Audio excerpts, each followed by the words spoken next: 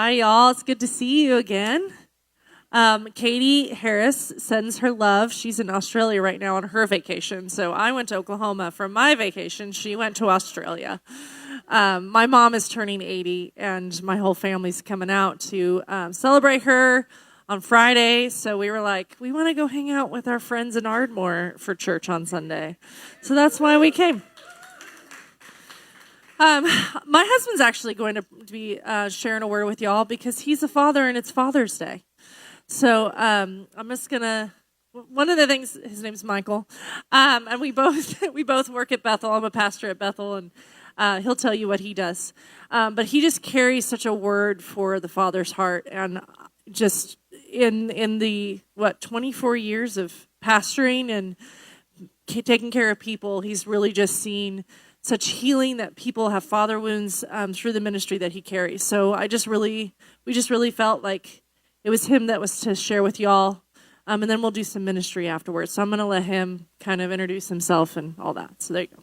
Thanks, babe. I kind of like her. She's pretty and anointed and intelligent and all the things. So like she said, my name is Michael. I was born in Southern California. I grew up in a little town called Soper, Oklahoma.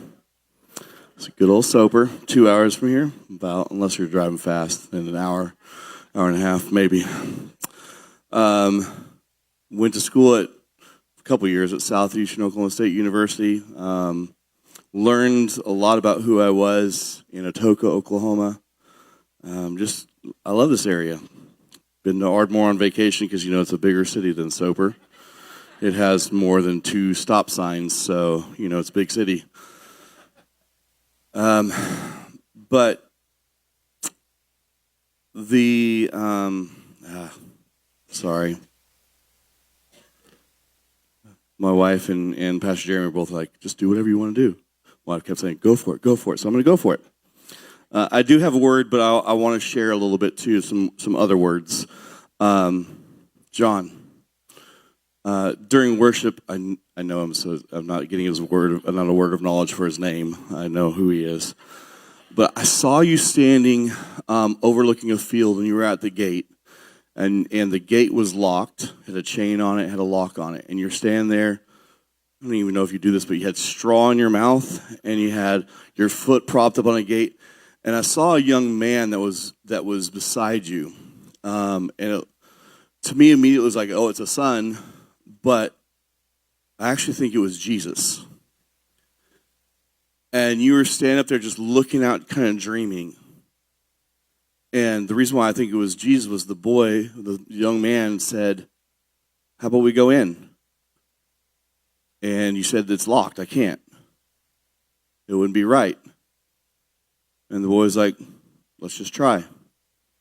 And you went over there and you just looked at the lock. You picked it up in your hand, you looked at it, and it unlocked in your hand. And you're like, what's going on? And so you just take the chain off, and you're like, well, if it'll unlock for me, I can go in. I feel like there's promises God has given you. And the season has been deferred where you're like, it's not yet, or I am not the right person yet, or I haven't become this, or I haven't become that. And Jesus is like, just try. What's the worst that's going to happen? The gate's still going to be locked, but you tried. I feel like there's some dreams that you have and some words that you have been given that you just haven't stepped into yet. You're like, I know God said it. He's not a liar. I feel like it's pretty soon for you just to step into it. Because you're an incredible man of God. You're an there we go, just do it. You're an incredible man. So Father, would you just continue to breathe life on John? Would you unlock these gates that he can step into the promises that you've made him, that he's been faithful to and he's been holding on to? In Jesus' name. And I don't know your names. I don't have the word of knowledge. But you 3 ladies right there, I just kept looking over at you at worship, and I know you saw me a couple times looking. as a father, I'm proud of you. You guys have been through a lot. I don't know. I don't have any words about what it is. You've been through a lot. I'm proud of you. Publicly, I know you don't know me, and I'm going to go back to California in a few days after spending a week in Oklahoma. I'm proud of you. Thank you for not quitting in the midst of hard.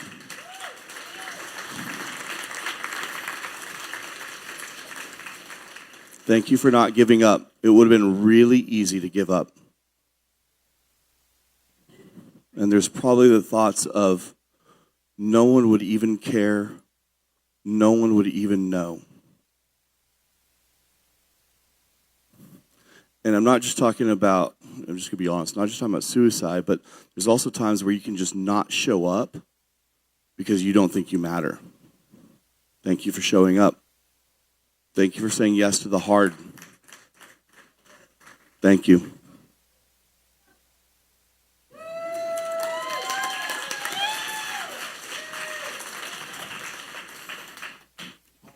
I like this church, yeah. For so at Bethel in Redding, where we work at, told this, and it's absolutely true. If you stand still long enough at Bethel, you're going to get a prophetic word. Somebody's going to come up and share a prophetic word with you. And I swear it's probably 6 years where the only prophetic words that I got were, "You're a father." And I'm like, no duh, my kids are right here. My 14-year-old's sleeping sometimes. We had 5 hours sleep last night, so I totally understand. My other two are in children's church. But for a long time, all I got was, "You're a father, you're a father, you're a father." And I'm like, okay. I actually got really mad at it. I'm like, no duh. But there's actually something more to being a father than just having kids. And really, it's only been the last year and a half. I'm not the perfect father. I'm not the perfect dad. I get angry. My boys get on my nerves. When you're raising leaders, they don't really like to do what you want just because you said so. The whole "because I said so" doesn't work really well. When they're like, "But I have a brain too."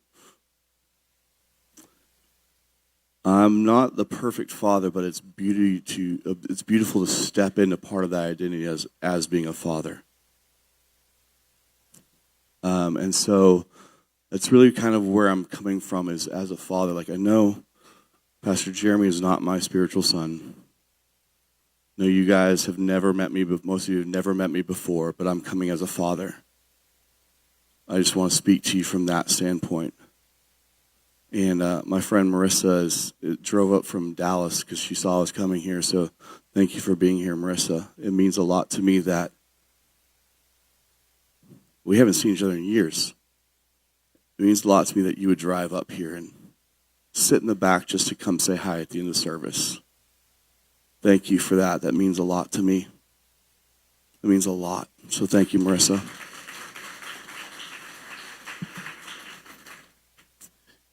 As a father and as God as Father, it's really important for us to be able to make that connection with who He is in that aspect.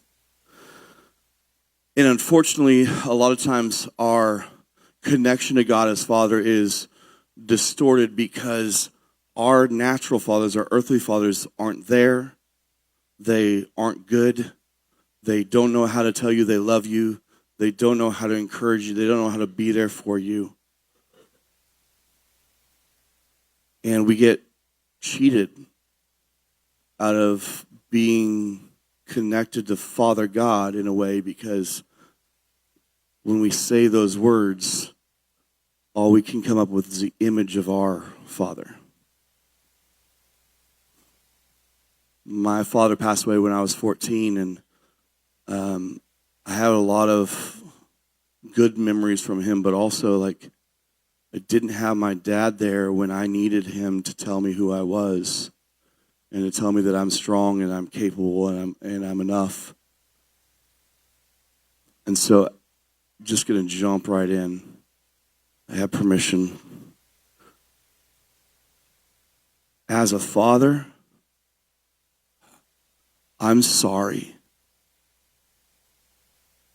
for where I misrepresented the heart of God, where I didn't know how to be a father to you and how to love you exactly where you're at and to tell you that you're enough. I'm sorry that as a father, I wasn't able to be who you needed me to be. I was doing my best, but I still didn't know how to do it. I'm sorry. And this is the harder part of, will you forgive me for failing you as a father? You don't have to answer out loud. Thank you. Is that you that says that? What's your name? Rebecca? Huh. Since you said out loud, I'm going to embarrass you a little bit more. Rebecca, I'm proud of you. That even though your father was trying his hardest, was doing his best, but didn't know how to love you, I'm proud that you're able to recognize that, to forgive, and to move on. Thank you for that. That is a huge gift to us. Is this your little one also? Okay. It's a huge gift too. Thank you for taking a step of faith and saying yes to hard. It's not easy. Because we get hurt and we're like, I'm justified in holding on to my hurt because they did this, this, and this. But that's not who God as a father is.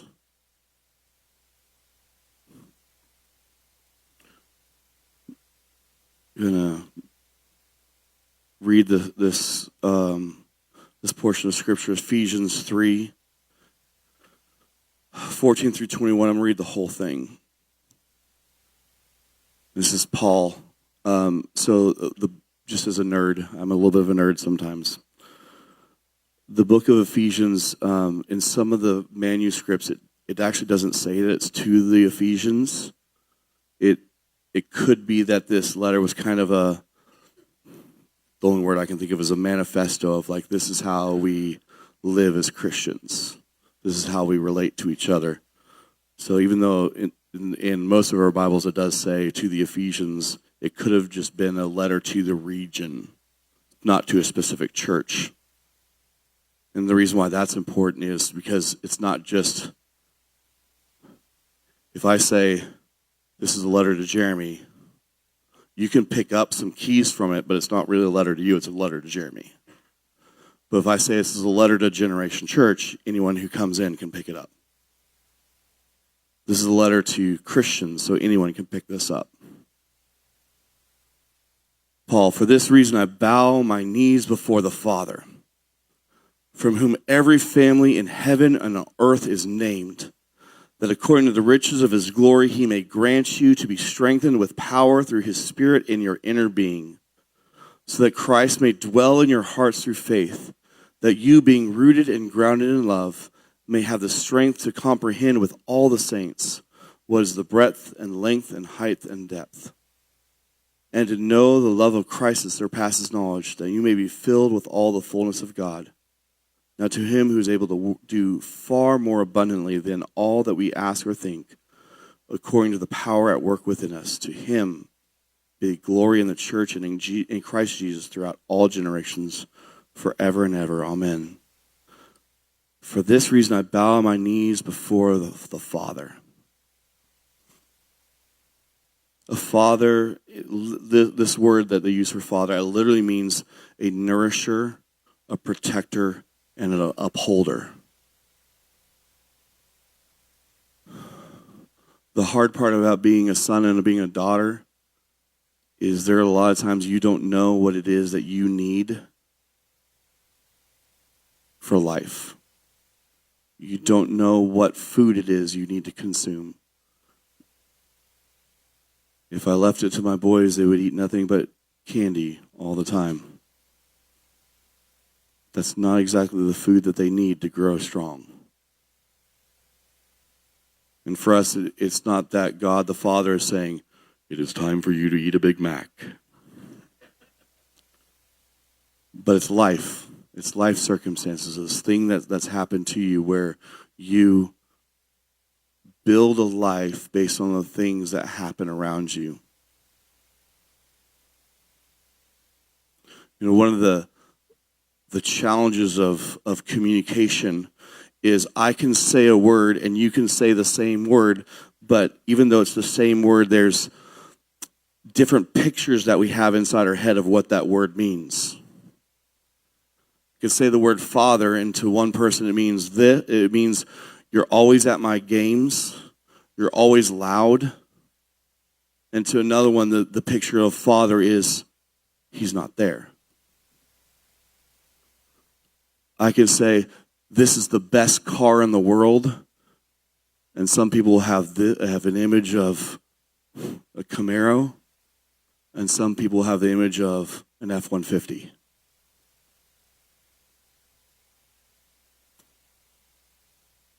The beauty of life is that when you have different images of what it looks like to do life,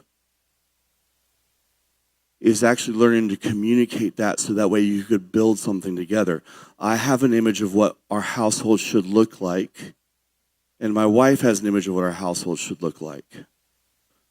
I have an image of what a clean house looks like.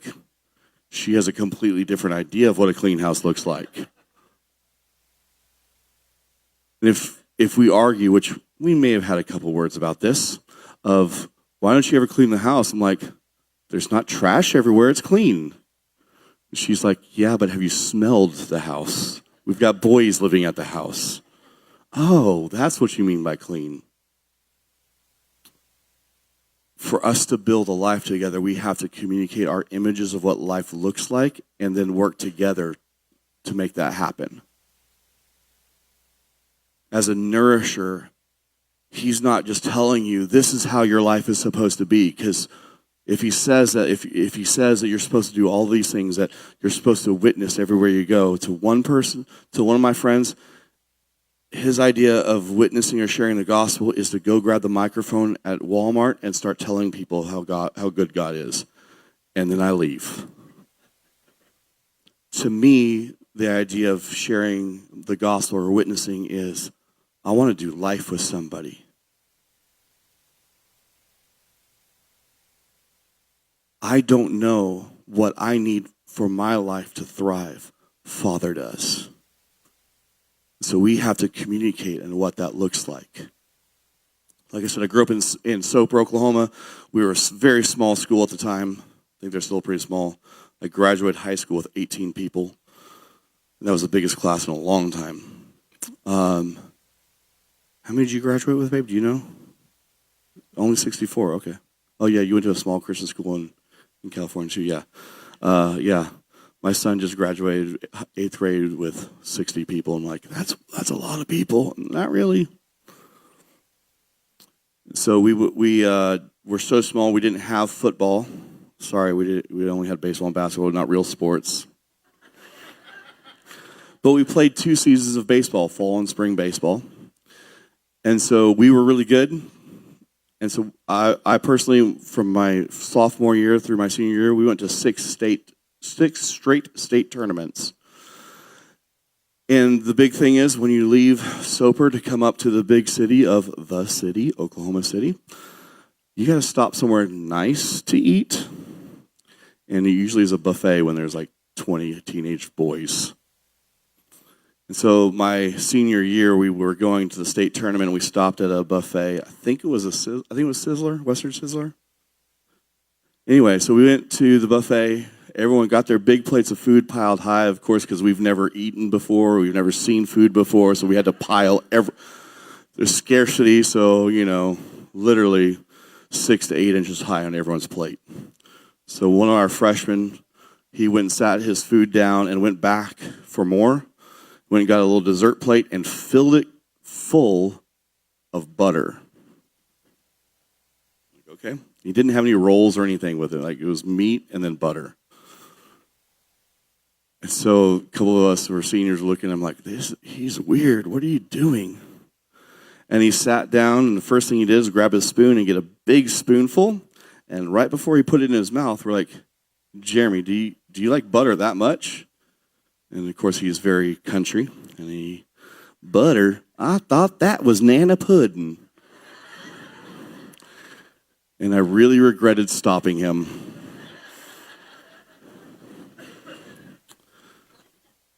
He thought what he was eating was something delicious. And it is delicious, but only on something else, not by itself. I know what I think I need, but I really don't know what I need.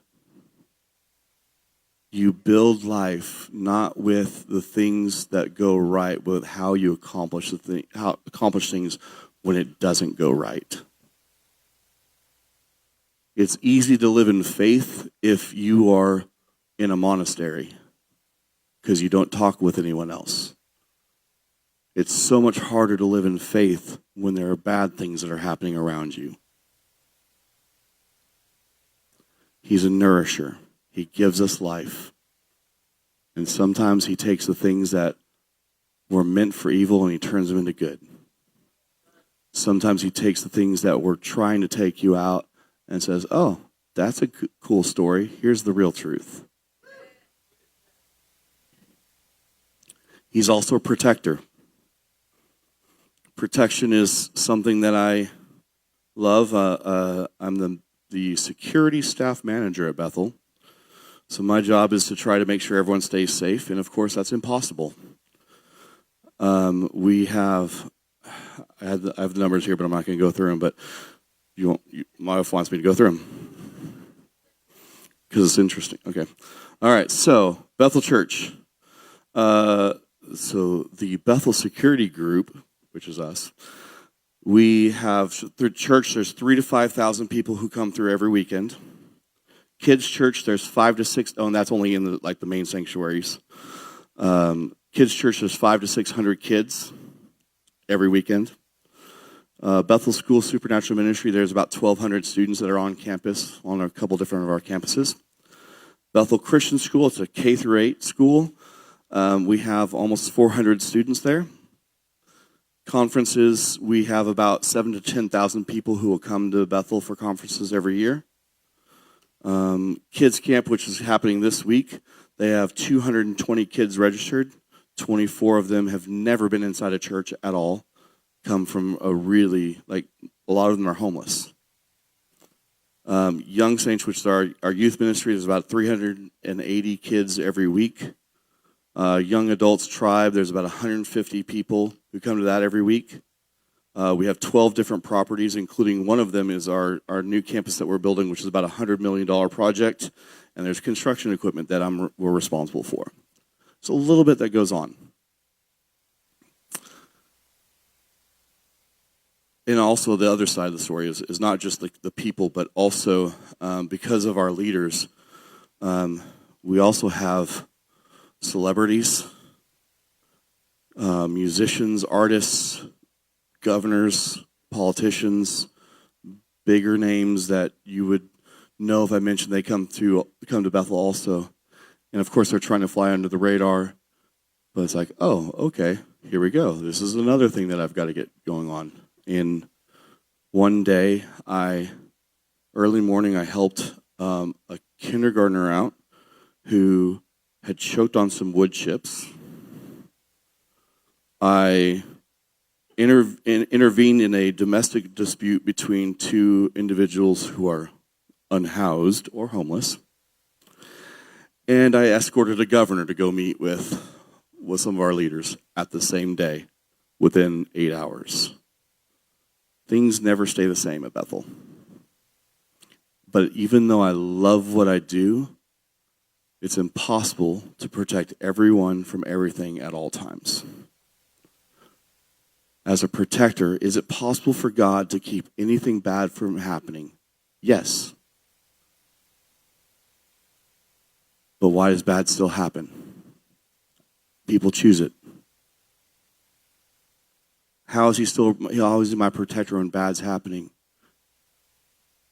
The most important thing for me as security is my job is to be present and to use my voice. My presence is there because I'm not just watching, but I'm also going to be able to intervene. Your Father, who's a protector, is there in your life at all times. He is present, and his voice will speak. The song we were singing in the chorus, it wasn't just he's our refuge, but also help my heart to hear your heart. I want to hear you in the midst of the storm. I want you to be here in the midst of my storm. He is your protector, even if bad stuff happens. He is there for you. He loves you. And he's also an upholder. He will be there for you to give you strength and guidance. He will be there for you to lift up your head when you don't feel like you're enough. He's there to help you understand that you're incredible.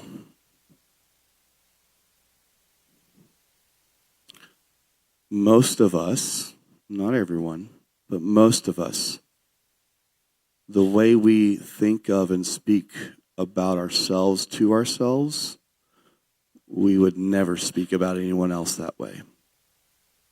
Some of that's you, and some of that's the accuser, the enemy. The enemy does not want you to know who you are.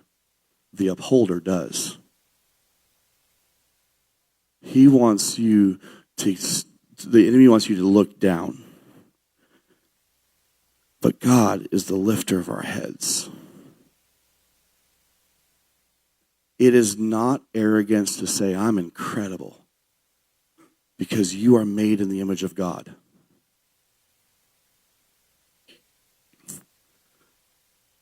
Because of my position at Bethel, I've been able to walk beside some of our leaders through some pretty intense stuff, and be in the room or be around them. And our leader, Bill Johnson, he has people who are accusing him of things all the time. Weird stuff. Like theology weird stuff. Like we don't know. But the beautiful thing is, while people will say you're a heretic, this is a false teacher, he doesn't love God, he's only about himself, I have literally never heard him say anything bad about anyone at any time. And I happened to be in the room when somebody asked him, why don't you, like this preacher just called you out, saying that you worship the devil. But then I heard you in communion praying for that person. Why? And he said, even though I don't agree with him, and I may not think he's living this way, but he's made in the image of God. And I'm not going to talk bad about God's image. Even though you face stuff, you're still made in the image of God. That has not distorted the image. You may be facing a lot of things. He still says, I'm proud of you. You're my son. You're my daughter. I love you. He upholds us. He gives us strength. He gives us guidance. He's there. He will not leave you.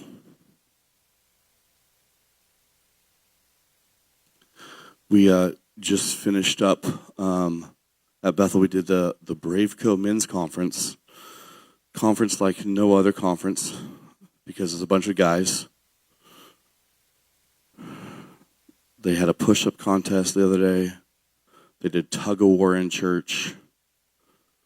They raced around the building, all sorts of random stuff. We had some guys that instead of going to lunch, they decided to bring a little charcoal grill and grill in the back of their truck. Like, that doesn't happen at a women's conference. Like, no one's tailgating at a women's conference. And then a guy brought his bow and he got a target and was getting some shots in at a lunch break. I'm like, dude, you're at church. Like, what are you doing? It's funny. It doesn't happen in any other conference.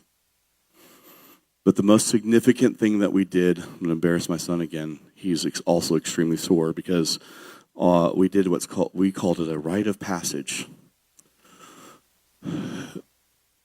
where a lot of men don't get their father saying, now you're a man. We took these kids out. There's 12 to 18-year-old. There's about 70 of them. And 500 guys were out there at 6 a.m. When conference doesn't start until 10, we were out there at 6 a.m. to cheer on these kids as they do a 3.1 mile run with 30 different obstacles. It was a mud run, so they'd climb up a berm and then they'd jump into mud. And then they'd run. Had a kid who, the first obstacle was A-frame. I think it was 30 feet tall, but it was all tires that were hanging there, so you had to climb up the tires. Had a kid with special needs, club feet, a couple other things, who on the way up, his shoes got caught in the tires, and so he lost both of his shoes. Very first obstacle. Another kid took off his shoes, gave them to him, and ran barefoot. They had to do all kinds of fun stuff. But at one point in time, they ran into the woods to do obstacles inside the woods. And it was a long race. And I was there at the beginning cheering on my son and several other people. And I got nervous because there was a long time where I didn't see Sam. He was in the woods, and I had no idea where he was at. I knew he was safe, but I'm like, also, sometimes when he runs, his heel hurts, and it gets pretty bad. And so all I'm imagining is my son is laying somewhere in the woods, and they're going to have to pick him up and carry him out, and I'm not there. And I got nervous. And it was probably 20 minutes that I hadn't seen him. And so I'm starting to walk into the woods because I'm like, okay, I've got to go find my son, even as kids are passing me. All right, I'm going to go find my son. And then I look up, right as I'm about to go into the woods, I look up and I see my son and his friend Noah running side by side. And I couldn't handle it because my son was strong enough when I didn't know if he was. I'm going to embarrass him so much. I know this is awesome. But all I could think of was, my son can do this. He's got what it takes. He's incredible. And a friend of mine sent me pictures of me as Sam is down in the mud pit, crawling through the mud because they got wires on top. Thankfully, not barbed wire or electric wire, but he's crawling through it. And I'm just bent over, yelling at him like, you can do this. I believe in you. I'm proud of you. And it is not a very flattering picture of me that he sent me. But all I can think of is, my son is incredible. And I say that to say this.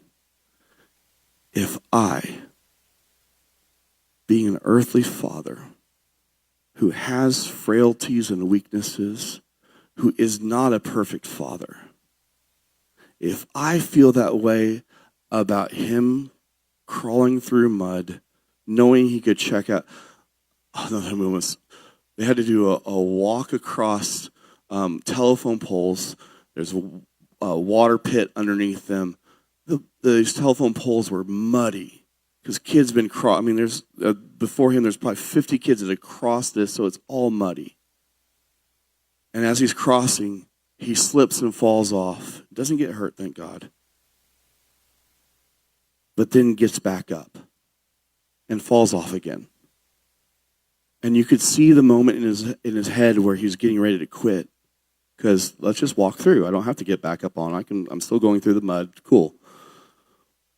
But he saw somebody else doing it, so he hiked his leg over, and I thought he was going to crawl across the log. That's probably what I would have done if I even tried it. But then he stands up and makes it across the log. Yes, I'm proud of him. But how much more is your Father proud of you? When you faced death and you didn't die. When you faced destruction and you didn't stop. When you faced a tornado and you were there present for your kids. When you had to rebuild when things got destroyed. When you had to start over when people left you. How much more is your Father proud of you than crossing a muddy pit? How much more?